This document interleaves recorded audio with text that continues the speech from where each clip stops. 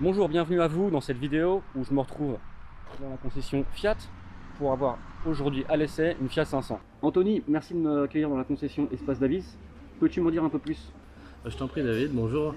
Donc Espace Davis, c'est une concession de 23 collaborateurs. D'accord? Nous faisons partie d'un groupe automobile qui est le groupe MEI. Très bien. Nous distribuons les marques donc Abarth, Fiat, Fiat Professionnel, Alfa Romeo et Jeep au sein même de la concession. D'accord. Et c'est aussi un groupe qui distribue notamment la marque Mercedes-Benz. Valentin, merci encore de m'accueillir dans l'Espace Davis.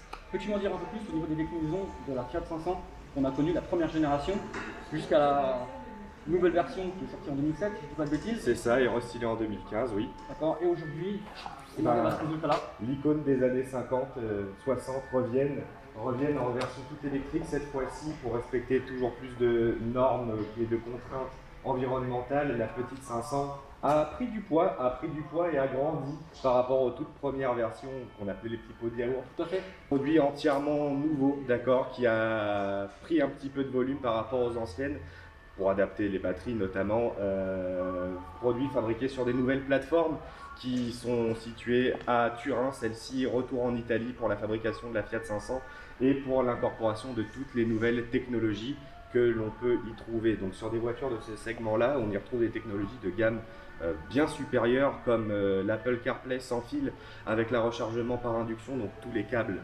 disparaissent, ça facilite vraiment la vie. Et aussi la conduite autonome de niveau 2 la plus évoluée possible en Europe, la seule qui soit légale, on va dire, donc les mains toujours sur le volant. Par contre, grâce au système de caméra qu'il y a sur le pare-brise, la voiture est capable notamment de suivre les lignes de la route toute seule, de freiner toute seule avec le régulateur adaptatif si jamais il y a un danger devant, et pour tout ça pour sécuriser au maximum les passagers et le conducteur. Détecteur d'angle mort, par exemple, aussi une technologie qu'il y a en plus sur ces voitures-là par rapport aux anciennes 500. Les radars de recul arrivent enfin avec la caméra, un équipement qui a été très demandé sur les anciennes versions. Quand même que c'est une caméra de recul en version HD. Oui. Le retour vidéo est vraiment incroyable. C'est nous qui sommes multimarques, pour le coup la résolution est vraiment supérieure à ce qu'on peut trouver même sur des véhicules qui sont premium maintenant. La résolution est vraiment top et permettent vraiment, encore une fois, de faciliter la vie des occupants du véhicule.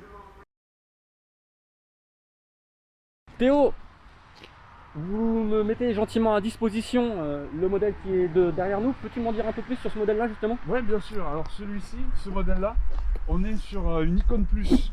Donc l'Icône Plus, vous avez du coup de belles options. C'est l'une des plus grosses finitions qu'on va retrouver dans le haut de gamme, on va dire, de la Fiat 500 électrique. On va retrouver déjà significativement le véhicule électrique sans calandre apparente. Donc vraiment une face plane, avec juste un petit rappel ici d'un calandre, du sourire un peu de la Fiat 500. On retrouve aussi ici le nouveau logo spécial designé pour la 500 électrique, avec toujours les petits détails chromés, bien sûr, très important. On retrouve aussi, très sympathique, la signature de la 500 électrique. Ici on retrouve du coup les phares de clignotant qui vont s'allumer du coup dans les changements de direction, et aussi le petit sourcil inséré dans le capot, phare à LED du coup automatique de finition. Et sinon au niveau des phares, sur Sensi Icône Plus on est sur des phares à LED, mais sinon on peut avoir aussi des phares halogènes. Voilà. Vous avez aussi, petit détail esthétique vraiment très sympa, un petit aileron vraiment très sympa aussi, qui fera partie. C'est le répétiteur de clignotant. Exactement, ouais. Exactement. Très belle finition. Qu'on retrouve normalement communément dans les rétroviseurs. Mais là ici on retrouve un petit aileron qui est vraiment très sympa et qui vient appuyer la ligne d'épaule, avec encore une fois une signature chromée sur le côté de la Fiat 500 électrique. Ici bien sûr on retrouve donc la ligne intemporelle de la Fiat 500 qu'on va retrouver aussi sur la Fiat 500 électrique. On ne perd pas l'identité 500, on adapte juste la carrosserie de la 500, toujours avec les mêmes éléments pour une voiture électrique. Je m'intéresse de très près au milieu automobile, comme vous le savez, de plus en plus aux technologies propres, comme la voiture qu'on a laissée aujourd'hui. La grosse différence qu'on a entre du thermique et de l'électrique, on ne va pas du tout conduire de la même façon.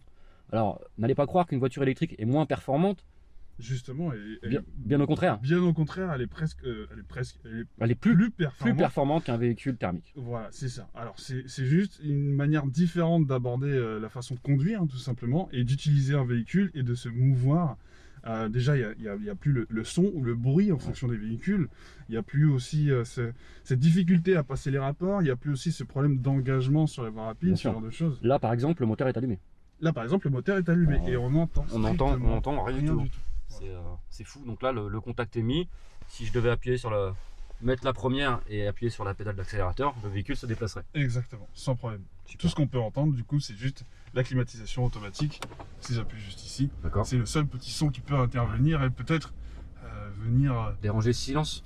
Voilà, exactement, déranger ces silences. Exactement. C'est très très bien fini. Hein. Vraiment, on reconnaît vraiment la signature Fiat. Moi, cette planche de bord me rappelle vraiment l'ancienne version, notre pot de yaourt qu'on connaissait. Et aujourd'hui, en 2021, on arrive à un terme de finition qui est vraiment magnifique. Avec la climatisation ouais. en forme de piano, avec Ouais, tout à fait. touches. Ouais. On peut aussi, les fonctionnalités qui sont très simples. Ici, on peut personnaliser du coup les informations qu'on veut avoir sur notre tablette. Ok. On voit aussi que c'est ultra intuitif. Ça va très vite.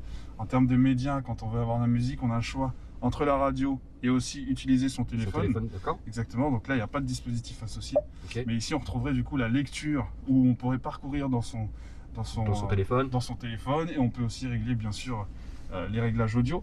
Vous avez aussi la climatisation qui peut s'afficher sur le tableau de bord. On peut juste gérer et enlever l'automatique qui est affiché juste ici. On peut la l'éteindre tout personnaliser. simplement. Voilà, D'accord. climatisation off, la rallumer, des embuages, on peut augmenter la puissance. L'interface est très fluide. Voilà, c'est ça. On peut l'abaisser aussi, c'est très rapide. On a aussi le GPS, Navigation. super beau GPS, Ouais, effectivement. très bien fait aussi, très fluide.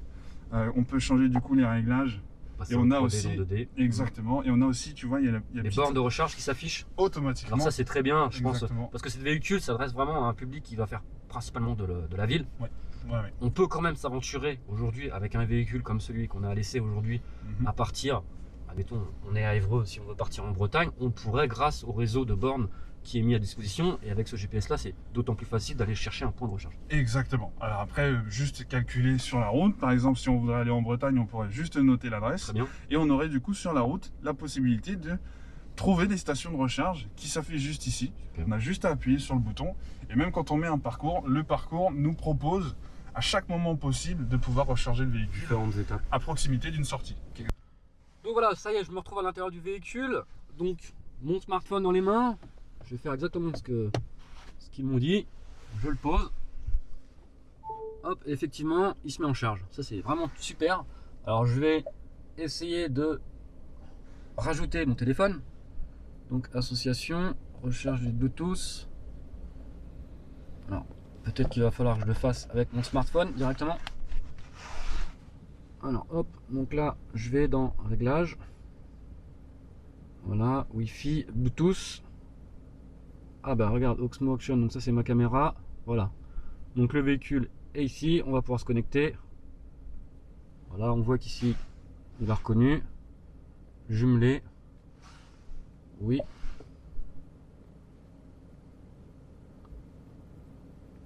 Et voilà, c'est parti. Donc, ce qui est bien, c'est que souhaitez-vous activer la connexion? Oui. Ok. Utiliser Apple CarPlay. Et voilà. Donc là, mon téléphone est appareillé avec le véhicule. Voilà. Je retrouve l'intégralité de mon contenu téléphonique.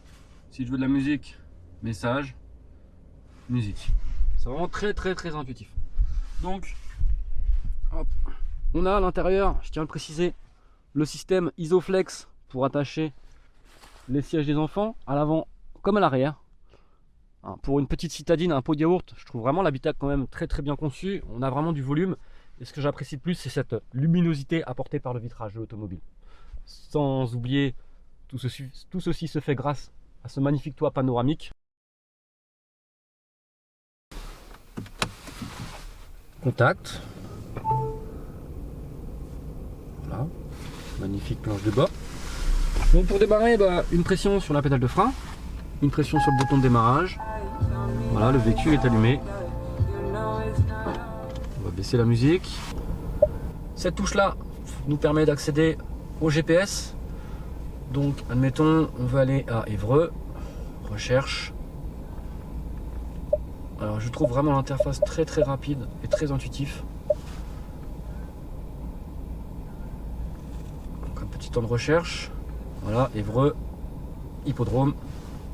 Il me dit où est l'hippodrome. Et si je veux aller à un point bien plus précis, admettons, je vais aller ici. Hop. Et de là, c'est parti. Donc il me propose plusieurs itinéraires. On va prendre le premier. Donc il est en train de télécharger la carte sûrement. Voilà. Et de là, c'est parti. Donc là, je suis au point mort. Le moteur de la voiture est démarré. Je vais me remettre au point neutre. Je vais appuyer sur D pour drive. Et de là, c'est parti. Donc je lâche les freins. Vous arriverez à destination à 13h01. Voilà. Et donc, Après 80 mètres, tournez à droite, rue de la Résistance. au niveau de l'interface, j'ai le retour de mon GPS directement sur mon compteur. C'est très intéressant. Je peux, avec les boutons qui sont là, naviguer et modifier complètement les données du tableau de bord. Au niveau d'entretien, là, ici, la voiture va détecter les bandes de marquage routier quand elle en a. Donc ça va me permettre que la voiture corrige directement sur la route. Donc là, ici, on va rentrer un peu plus dans les détails À la au niveau fin de la de consommation. route, tournez à gauche. Hop, donc là, je lâche le frein, je suis en mode range. La voiture régénère du courant.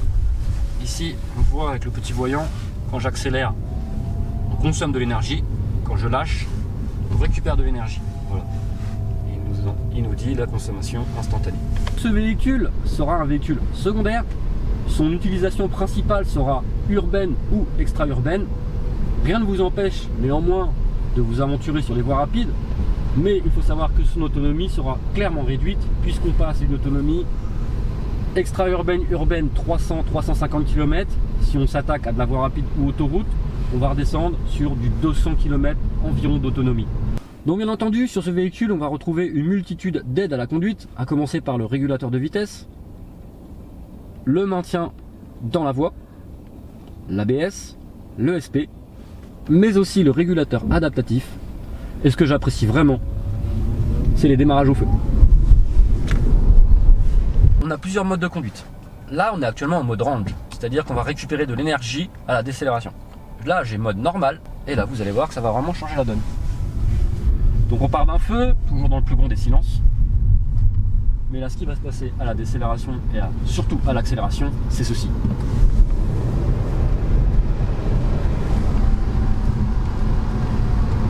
Nous avons plus ce système de récupération d'énergie. Quand je décélère, le véhicule est en roue libre. Je n'ai plus du tout ce frein moteur qui me perturbait au début. C'est juste une question de temps pour s'y adapter.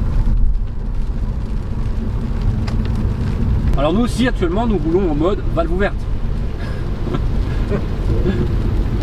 Bon voilà, comme je vous ai expliqué tout à l'heure, je suis repassé en mode range. Et là je ne freine même pas. Le véhicule récupère l'énergie et ralentit.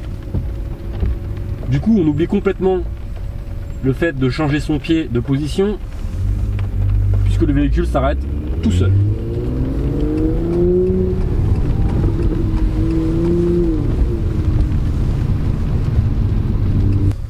Tout ceci a un prix forcément.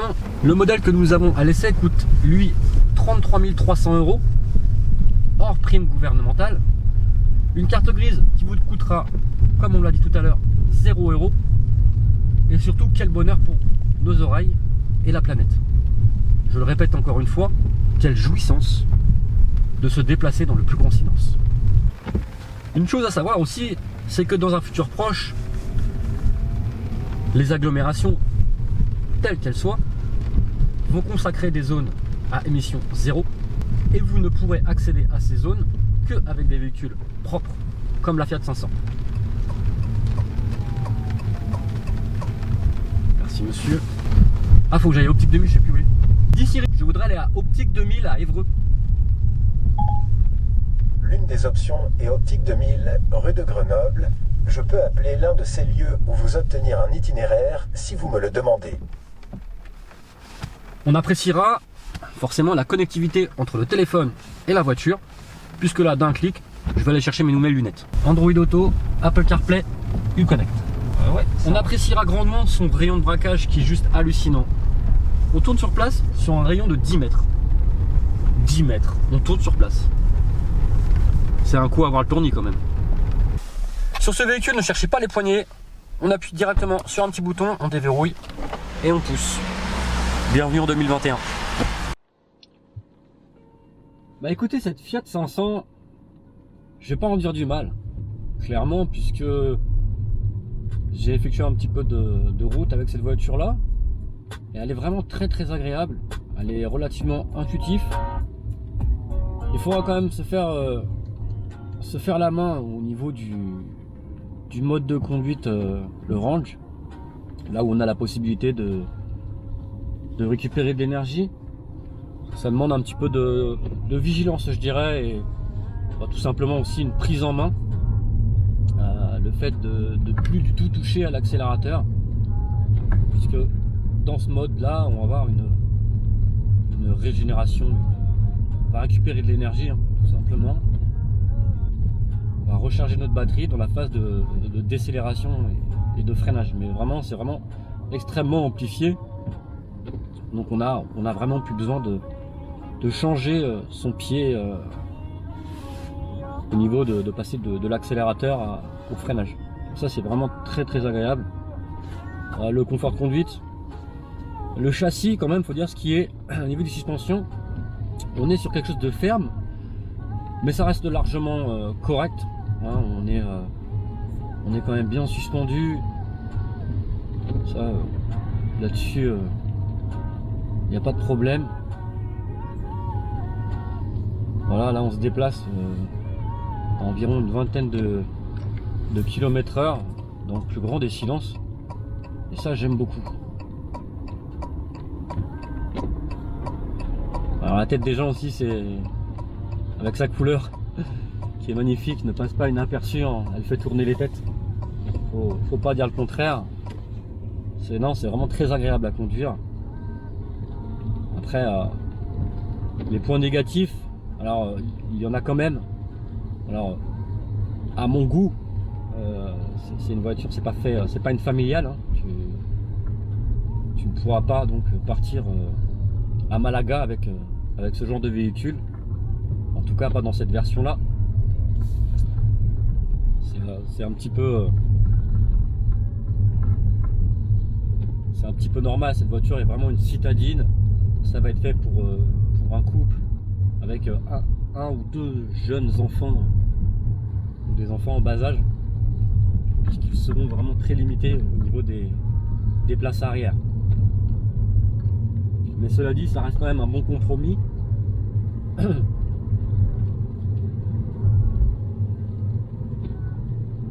Ça reste un excellent compromis pour faire de l'urbain et de l'extra-urbain comme véhicule secondaire, avec son autonomie. Donc on va partir sur du 250 km de moyenne. Alors c'est vraiment une moyenne, hein. On va pas, tout va dépendre de notre style de conduite, de ce qu'on va prendre comme type de route. Si on est plus sur de la voie rapide, comme je vous l'ai dit tout à l'heure, l'autonomie va passer en dessous des 200, 190 environ.